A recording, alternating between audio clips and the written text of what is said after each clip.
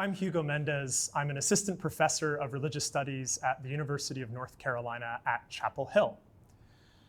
Now, John is the only one of the four Gospels that claims to be written by an eyewitness. When you get to the end of the Gospel, in chapter 21, verse 24, following a scene in which Jesus has been interacting with this unnamed character, which the text calls the disciple whom Jesus loved, the voice of the narrator comes back and says, "This is the disciple who is testifying to these things and who has written them," effectively letting us know that the narrator is the character in this book.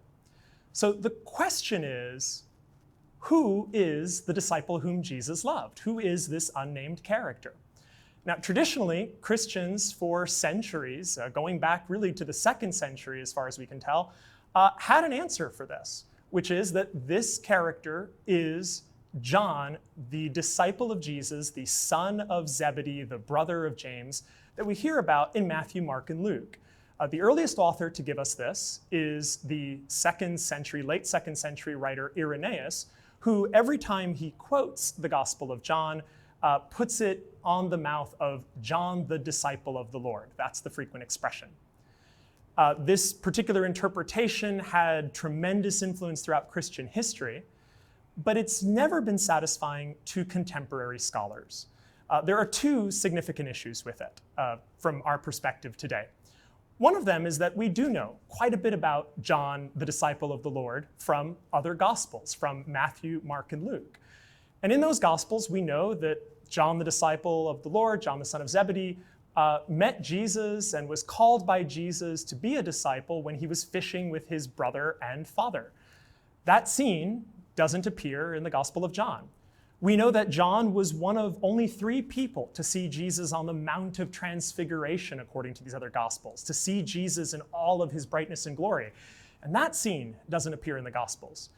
We find it consistently odd that right where we might expect that John, writing an eyewitness account, might talk about his eyewitness experiences, we don't find those episodes in the Gospel. Another issue has to do with the material that is included in the Gospel of John. The Gospel of John is unlike anything we find in previous Jesus traditions. If you read the letters of Paul, you get some sense of what early Christians said about Jesus. When you read the Gospels of Matthew, Mark, and Luke, you see some early traditions about what Jesus said and did. The Gospel of John presents a Jesus that's very dissimilar to those presentations. Jesus in the Gospel articulates this entire complex system of theology, this notion that one can receive eternal life now and be spiritually resurrected now, that the judgment is happening now, that one can have God abiding within the human person and Jesus abiding within the human person, and they can abide in Jesus and God. The Gospel talks about doing things like doing the truth, unusual expressions, walk in the light, other expressions like children of the light. If these particular ideas, images, phrases were so central to what Jesus taught and said, the question would naturally be, why don't they appear in every previous or other Jesus tradition we have? The answer for many scholars is that they may not be authentic, and that would cast doubt on the eyewitness credibility of the author, and therefore the possibility that he would be one of the disciples of Jesus, and specifically the one named John. In terms of how I view this question, I've been very persuaded by arguments in the last few years by writers like Harry Attridge, mentor of mine at Yale, by David Litwa, who have suggested that the best way to think about this character is potentially as a literary character, that he was invented to imbue the gospel with an eyewitness flavor. No previous gospel claims to be written by an eyewitness. Mark, Matthew, or Luke don't make that claim. And so it's very possible that what the author of John, entering into this kind of crowded field of gospels, wanted to do was to give his text an extra layer of authority by essentially placing it on the lips and writing it from the perspective of an invented character who was there the whole time. And we know that there are ancient texts which are written from these sorts of perspectives, from invented characters.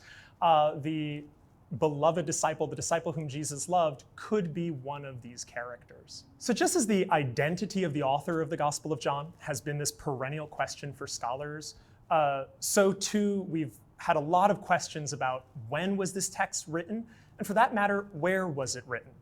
So with the question of when was the text written, the simplest answer is we don't know. Early Christian tradition, of course, that assigned this text to John, the disciple of the Lord, the son of Zebedee, thought of this text as being towards the tail end of his life at the end of the first century. Beginning in the 19th century, there were widespread doubts about this viewpoint, and many scholars thought of this text as potentially being quite late, somewhere in the 2nd century, even late in the 2nd century. That pendulum has swung back substantially for a number of reasons. One of them was the discovery of a particular papyrus fragment, P52, which scholars optimistically dated with some certainty to the early 2nd century, which suggested that the gospel itself that's written in this papyrus, the Gospel of John, would therefore have to be earlier and therefore end of the 1st century. The reality today is that this is a wide open field of potential discussion. Good work by Brent Nongbree has noted that the certainties with which we date that particular papyrus fragment have broken down. That text could actually date as late as the 4th century and is not a very good datum for us to build any sort of notion of when this gospel was written. Whatever solution we find for when the gospel is written will probably have to engage the question of, did John know the other gospels? I think today, increasingly in the opinion of scholars, and I'm certainly convinced of this, John did know Mark, Matthew, and Luke.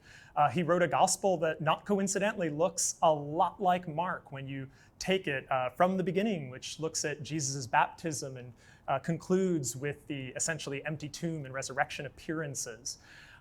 That's probably not an accident. John knows he's writing in a certain tradition. He's familiar with earlier gospels.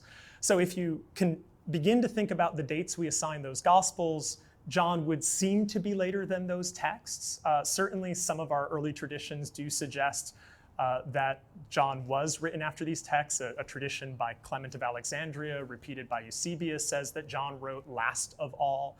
And that seems to fit a little bit of some of the later features of the gospel that move against its kind of eyewitness character. So another great question to ask is, why was John written? What's the purpose for writing another gospel, especially if there were others already out there?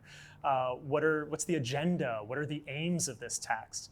So the author himself gives us some sense of this in chapter 20, verse 31, where having talked about the resurrection appearances of Jesus, he says, now there are lots of other things that Jesus has done, but these are written that you might believe that Jesus is the Christ, the Son of God, and that by believing you may have life in his name.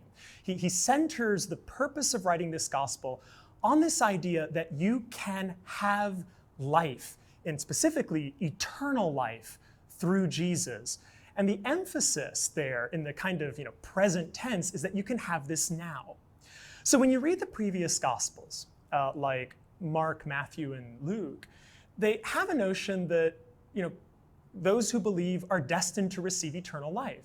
But when you look at Luke in particular, Luke tells you that it comes in the age to come. It will come at the end of time. You receive eternal life. Jesus says to his disciples, right, whoever has given up houses, lands, etc., they'll receive much more in this life, and in the age to come, eternal life. And so this notion that life is given to us also appears in the writings of Paul. The Gospel of John seems to be working from the notion that this promise is not something we expect in the future. It's something that is available to us now. The reality was that at the end of the 1st century, Christians who had been waiting for the resurrection, waiting for eternal life, hoping for the end of the world for decades and decades after Jesus' death, are beginning to ask the question, well, where are all of these promises ultimately going to be fulfilled? When are they going to be fulfilled? And so it seems that John is one of many texts, I think at the beginning of the 2nd century, or right around the turn of the 2nd century, that are suggesting that these particular realities are actually now being fulfilled and available. And so this is the end time that's collapsed. We call this as scholars a notion of realized eschatology, right? Eschatology refers to the discussion of last things, end of time. This is an end of time that's been realized now. And this note is very, very central throughout the gospel and structures so much of what its stories are pressing. So I said that the Gospel of John probably knows the other Gospels, Mark, Matthew, and Luke.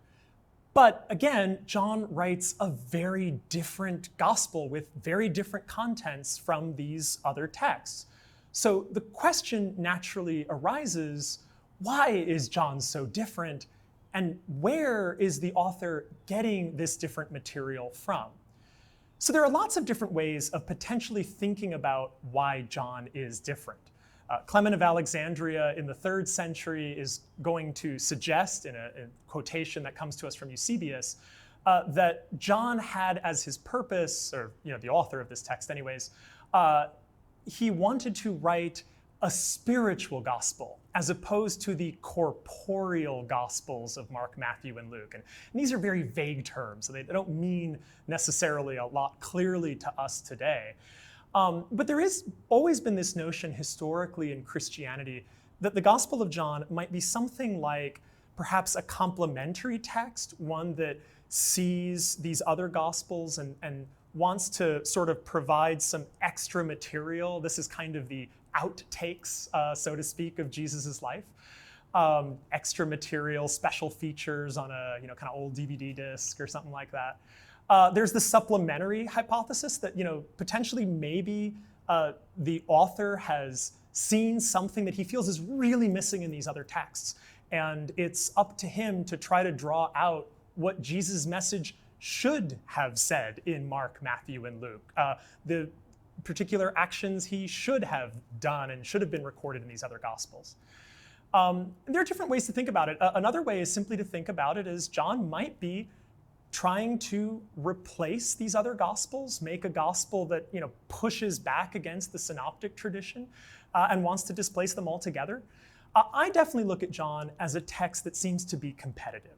I think that the gospel, in taking a field of earlier texts that don't claim to be by eyewitnesses, and then crafting a new text that does claim to have, if you will, the inside story on Jesus, the gospel seems to be wanting in some ways to at least introduce a kind of tension with these other texts and make you start to at least center it in how you think about Jesus.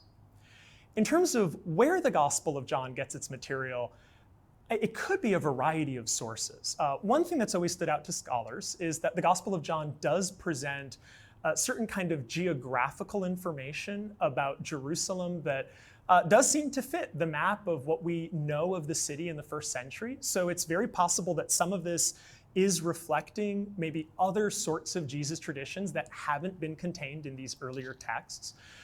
It's very possible that in certain cases, though, the author may also be inventing material, or at least elaborating, embellishing it in different ways. One thing to note is that some of the stories that John tells, he tells for very specific reasons that fit his theological agenda. So one of the best places to see this is at the end of chapter 4 and at the beginning of chapter 5. At the end of chapter 4, there's this episode where Jesus has an official tells him that his particular son is sick and on the verge of dying, and Jesus reassures him, your son will live. At the beginning of chapter 5, Jesus encounters a man who's been paralyzed, and Jesus says to the man, rise. And this image of Jesus saying, your son will live, and to another one, rise, are very powerful in evoking images of resurrection. And not coincidentally, after those scenes, immediately after those scenes, Jesus begins talking about a spiritual resurrection, the ability to receive life now through him. And so I think that the way that John is writing, I think he's giving us stories that are meant to illustrate his point. Maybe he's getting them from traditional sources. Maybe he's tailoring them to some extent. There may be like a bespoke kind of dimension to this. Maybe he's flat out inventing some of these to fit the agenda tightly. But he's definitely doing things with a theological aim in mind. He's not Luke, who's trying to give you as comprehensive a view of what Jesus did and as chronologically accurate a view of what Jesus did. He's taking only a few episodes, just a few select stories, and using them as illustrations to draw out the theological truths he's most interested in, especially the idea that one can receive eternal life now through Jesus.